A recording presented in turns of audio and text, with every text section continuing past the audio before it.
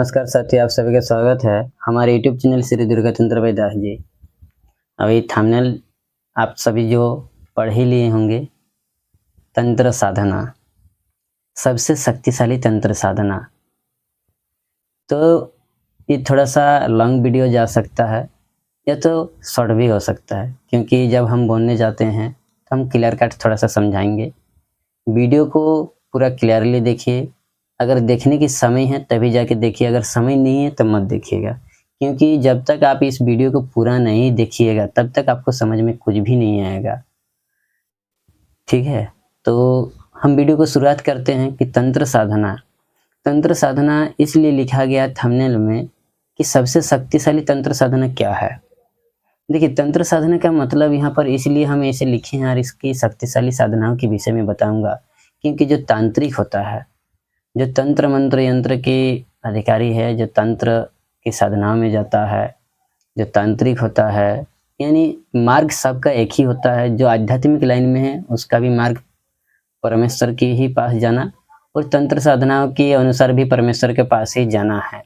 लेकिन बात क्या है कि जो तंत्र साधना वाले हैं आधुनिक समय में, अभी वर्तमान समय में क्या है कि तांत्रिक लोग झाड़ फूंक करना, दूसरे के विषय में बताना, यानी कोई आता है तो उसके त्रिकालदर्शी बनना, यानी उसके भूतकाल, भविष्यकाल, वर्तमान काल के बारे में बताना, एवं उसकी जो ब्लैक मैजिक होता है, जो काला जादू होता है, उसके निवारण करना, एवं विभिन्न प्रकार की जो समस्या है उस समस्याओं का निवारण करना। तो मैं यहाँ पर बताना चाहता हूँ कि ऐसी कौन सी साधना करे, किसकी किसकी साधना में क्या लाभ मिलता है। तो मैं यहाँ पर बहुत सारे ऐसे कुछ शक्तिशाली साधनाओं के विषय में बताऊंगा, और इसमें क्या लाभ है, क्या हानि है, कहाँ पर करना है, किस प्रकार से करना है, वो डिटेल्स में यहाँ पर जानकारी दूंगा। तो चलिए आते हैं तंत्र साधना की जगत में। तंत्र साधना की जगत में जैसे ही बात करते हैं तो सबसे पहले आते हैं माँ कामाख्या, जो सिद्धपीठ है, महासिद्धपीठ है हमारे वेस्ट बंगाल में, जो है असम के गुवाहाटी क्षेत्र में जो है इनकी मंदिर है। तो कामाख्या की जैसे ही बात करते हैं तो तंत्र साधना में सबसे पहले इन्हीं के दुहाई भी ज्यादातर चलता है, और कामाख्या मंत्र जो है ज्यादातर चलता है। तंत्र साधनाओं में बंगाली मंत्र चलता है। तो बंगाली मोस्ट ऑफ जो है, अगर हाईएस्ट में दिखा जाए तो मोस्ट ऑफ हाईएस्ट में जो है कामाख्या माता ही है। कामाख्या मंत्र चलता है, बंगाली लोग ही है। काला जादू बोलिए, वाइट जादू बोलिए, सब में तंत्र साधना में।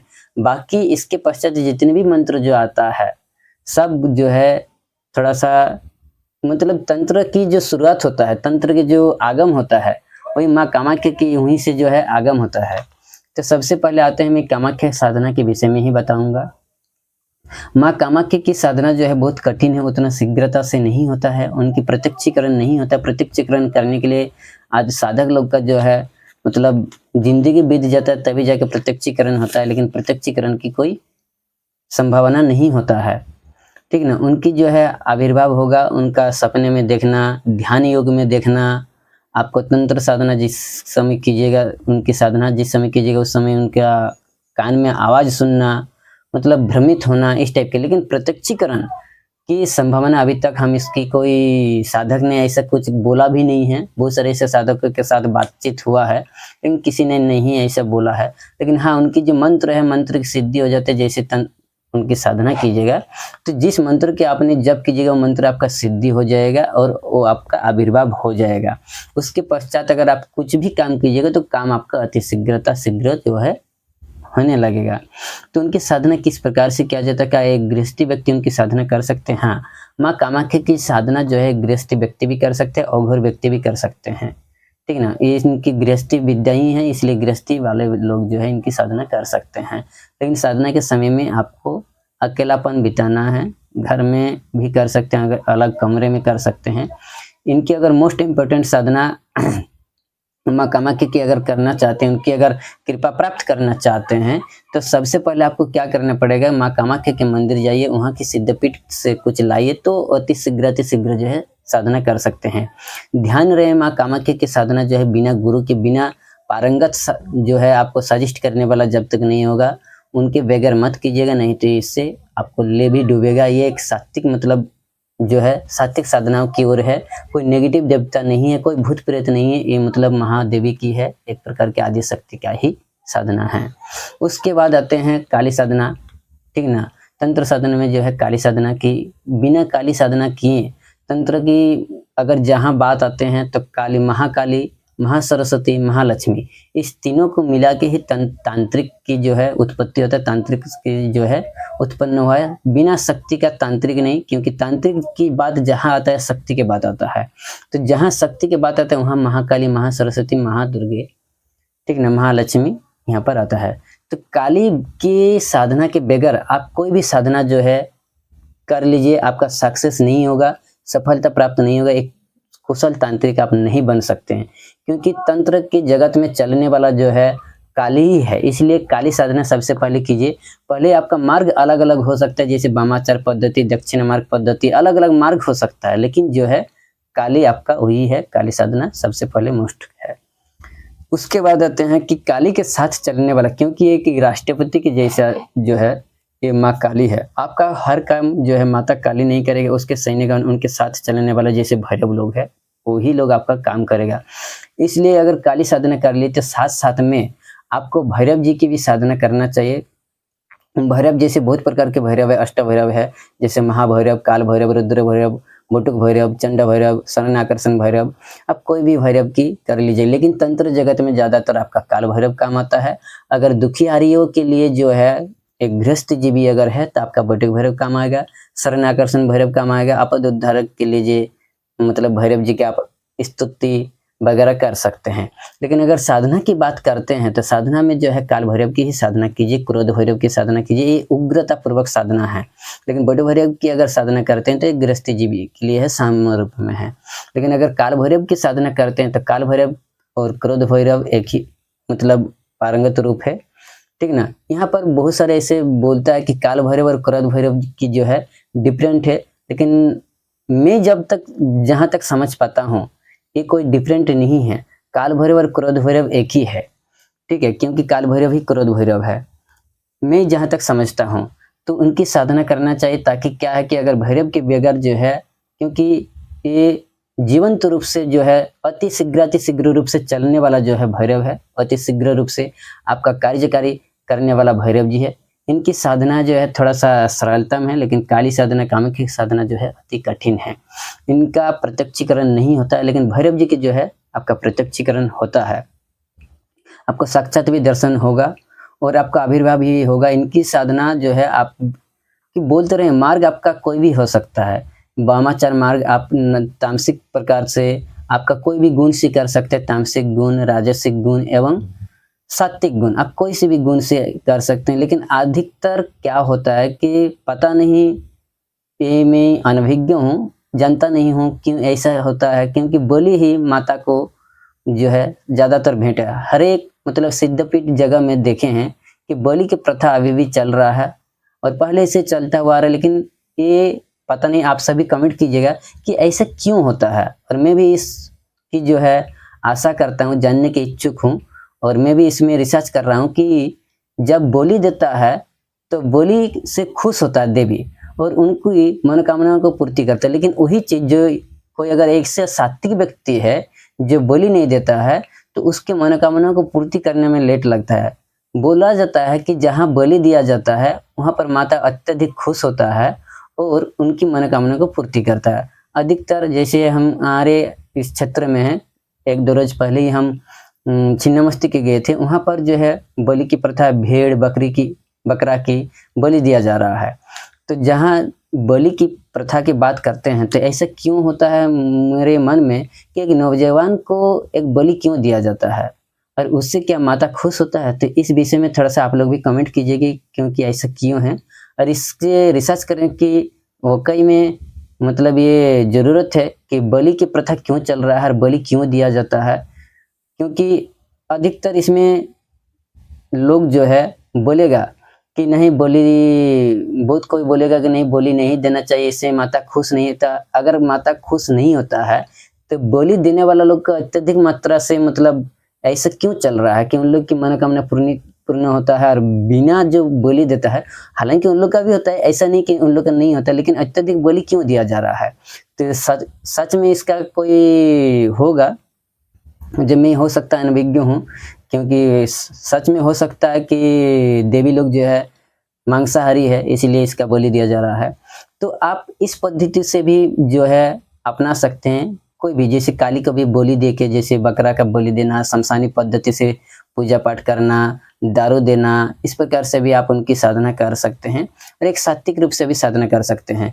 काली की एक गृहस्थी की आदमी भी साधना कर सकते हैं। लेकिन जैसे ही तंत्र की बात आता है तो ज़्यादातर जो साधना की बात करते हैं तो ज़्यादातर बाहर में ही होता है। लेकिन काली की साधना जो है, अगर आप तंत्र साधनाओं के लिए करना चाह रहे हैं तो आप बाहर में ही कीजिए। कोई भी साधना जो है बाहर में ही होता है, शमशान में, चौराहे पे, या बरगद के पेड़ के नीचे, पीपल पेड़ के नीचे, बेल के पेड़ के नीचे, इस प्रकार से होता है। लेकिन आप अगर काली जी की करना चाहते हैं, घर में भी कर सकते हैं, क्योंकि एक गृहस्थी है। माँ दक्षिणा के लिए क्या कर सकते हैं, शमशान काली के लिए आपको बाहर जाना पड़ेगा, ठीक है ना। बामा काली के लिए भी आपको बाहर जाना पड़ेगा, मसान काली के लिए भी आपको बाहर जाना पड़ेगा। लेकिन एकमात्र जो है दक्षिण काली। उसके बाद 10 महाविद्या की अगर जहाँ बात आते हैं तो 10 महाविद्याओं में से जो है, आप बहुत सारे ऐसे जो है, जैसे माँ तारा है, बगला मुखी है, धुमावती है, तारा है, छिन्नमस्तिके हैं, तो ये सब के साधना जो है आप घर के अंदर भी कर सकते हैं। लेकिन ध्यान रहे, जहाँ पर साधना कर रहे हैं वहाँ पर एक गृहस्थी में कर सकते हैं। मैं इसलिए बोल रहा हूँ कि आप घर में भी कर सकते हैं, लेकिन अलग कमरे में, ठीक है। उसके बाद अगर आते हैं भैरव जी की, तो भैरव जी की साधना जब आप कीजिएगा तो भैरव जी के घर के बाहर करना पड़ेगा, घर के अंदर इनकी साधना नहीं कर सकते हैं। हाँ, रहा साल आराधना करना तो आप बटे भैरव की जो है आराधना कर सकते हैं, लेकिन कोई लेडीज जो है आप नहीं कर सकते हैं।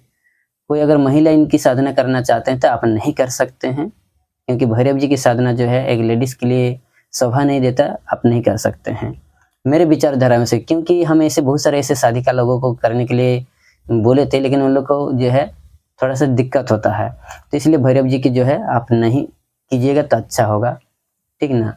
और अगर करना चाहते हैं तो आपको बिछोड़ना पड़ेगा। मतलब अगर आप गृहस्थी है, किसी की स्त्री का, मतलब सादर जी अगर आप पालन कर रहे हैं, अगर आप स्त्री हैं, किसी की मतलब माँ हैं, इस प्रकार की अगर है तो आप नहीं कीजिएगा। अगर आप शादी का है, मतलब आपका शादी अगर नहीं हुआ है तो आप भैरव जी की साधना कर सकते हैं बाहर में, लेकिन घर के अंदर नहीं।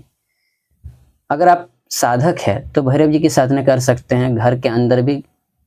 अगर आप ओघोर है तो आप घर के अंदर भी कर सकते हैं। आपके लिए अगर अलग से कमरा है, घर में ही कीजिए, कोई दिक्कत नहीं, क्योंकि आप तो ओघोर है। लेकिन ओघोर का ही मतलब होता है जिसका घर नहीं है उसको ओघोर कहा जा रहा है। यहाँ पर मैं मतलब इस प्रकार से यहाँ पर इसका मीनिंग निकाला हूँ। इसका और भी बहुत प्रकार का मीनिंग होता है, लेकिन अगर आप इस प्रकार से कर रहे हैं तो आप घर के बाहर कर सकते हैं, चौराहा पे, पीपल पेड़ के नीचे, बरगद के पेड़ के नीचे भैरव जी के कर सकते हैं। भैरव जी का किस प्रकार से कीजिएगा, आप दारू दे के भी कर सकते हैं, या अगर सात्विक रूप से कर रहे हैं तो आप शहद दे के, गुड़ का बतासा, उसमें 2 लौंग ही इनकी भोग लगता है, इस प्रकार से उनका देकर आप भैरव जी के मंत्र को, बहुत सारे ऐसे मंत्र है, इसका मैं पार्ट टू पार्ट अलग अलग मैं इसका बताऊंगा। ये ओवरऑल मतलब आपका जानकारी है कि किस साधना से क्या लाभ मिलता है और किस प्रकार से किया जाता है, और कहाँ किया जाता है, कहाँ नहीं किया जाता है। देखिए, भैरव जी की अगर साधना करते हैं, इस सब में आपको कोई भी नेगेटिव चीज नहीं है, इसमें सब आपका पॉजिटिव है। लेकिन हाँ, अगर आप औषधित रूप से इसकी अगर साधना कर रहे हैं तो आने वाला समय में आपको ये नुकसान पहुंचाएगा। उसके बाद आते हैं, ये सब शक्तिशाली साधना है। उसके बाद आते हैं हनुमान जी की साधना।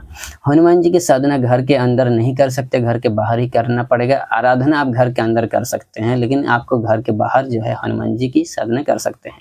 लेकिन कोई अगर माताएं बहनें हैं, आप हनुमान जी की साधना नहीं कर सकते। आजकल के समय में पंडित लोग ऐसे कहते हैं, लेकिन प्रैक्टिकली करके कभी नहीं देखा है कि उनके साथ क्या बीतता है। जब प्रैक्टिकली करके दिखेगा तो शायद उसको पता चल जाएगा। तो ऐसे बहुत सारे साधकों का रिसर्च करने के पश्चात मैं आप सभी को बता रहा हूँ कि हनुमान जी की साधना कोई लेडीज मत क्या कीजिए। आप आराधना करते हैं, सही बात है, लेकिन इनकी साधना मत कीजिएगा। आराधना और साधना में बहुत अंतर होता है। उसके बाद आते हैं नकारात्मक बातों की, ये सब है शक्तिशाली बातों। ये जितने भी मैं बता रहा हूँ, मतलब काली, कामाख्या, भैरव और हनुमान, यहाँ पर आप सभी बोलिएगा, मतलब काली की अंश में जितने भी आते हैं सब शक्तिशाली है। काली के अंश में जैसे 10 महाविद्या, उसके बाद और कुछ नहीं। अब यहाँ पर बोलिएगा कि जोगिनी, वो सब शक्तिशाली हम नहीं मानते हैं। कोई भी जोगिनी, अप्सराएं, ये सब को हम शक्तिशाली नहीं मानते हैं, क्योंकि इसके पीछे बहुत बड़ा रहस्य है। अभी इतने ही मैं कहूँगा कि काली की जैसे 10 महाविद्या हो गया, कामाख्या हो गया, भैरव जी के हो गया, हनुमान जी हो गया। अब यहाँ पर आप सभी ने बोलिएगा कि शिव, नारायण, दुर्गा की आप बात क्यों नहीं कर रहे हैं? क्योंकि वो सब साधना सिद्ध नहीं होता, बहुत कठिन होता है। अब मंत्र की सिद्धि होगा, अनुभव होने लगेगा, लेकिन वो लोग का प्रत्यक्षीकरण नहीं होता है, ठीक ना। आप नारायण के प्रत्यक्षीकरण करते करते आपका कितना पीढ़ी बीत जाएगा, उसके लिए कोई ये नहीं है। भगवान नरसिंह की मतलब नारायण की जो अवतार है, नरसिंह, वराह, मत्स्य, कूर्म, ये सब किस आराधना कर सकते हैं, साधना नहीं। साधना अगर कीजिएगा तो कब क्या होगा कोई पता नहीं चलेगा, इसका कोई प्रत्यक्षीकरण नहीं होता है। उतना शीघ्र अति शीघ्र जो प्रत्यक्षीकरण की मतलब नहीं होता, क्योंकि बहुत सारे ऐसे साधक ने बोला है कि जो है ऐसा भी नहीं है कि इसकी प्रत्यक्षीकरण नहीं होता, लेकिन बहुत कठिन है प्रत्यक्षीकरण आपका इस जीवन में, मतलब इस जिंदगी में मिलेगा कि नहीं मिलेगा इसका कोई गारंटी नहीं है, ठीक है ना। हाँ, लेकिन उसका कृपा मिलते रहेगा, उनकी जो है गति जो है, ये सब की गति जो है, ये सब की साधना अगर करते हैं तो गति जो है आपका परम गति ही होगा। इससे किसी भी प्रकार की कोई आपका हानि नहीं होगा। हाँ, इसके सिवा बहुत सारे ऐसे साधना है जिससे आपको हानि पहुंचता है, तो मैं उस सब साधना के विषय में अभी यहाँ पर नहीं बताऊंगा, क्योंकि वीडियो जो है बहुत लंबा होते जाएगा। नहीं तो इतने कहते हैं हमारे वाणी के विराम देते हैं। जय श्री कृष्ण। अगर किसी भी प्रकार की अगर शंका होगा तो आप जो है कमेंट सेक्शन में लिखिएगा। ये जितने भी मैं साधना बता रहा हूँ, इस साधना के विषय में मैं अलग अलग वीडियो बना दूंगा आप सभी के लिए, और इस वीडियो को देखते हैं आप सभी जो है साधना कर सकते हैं। जय माँ काली, जय श्री कृष्ण, जय माँ भद्रकाली।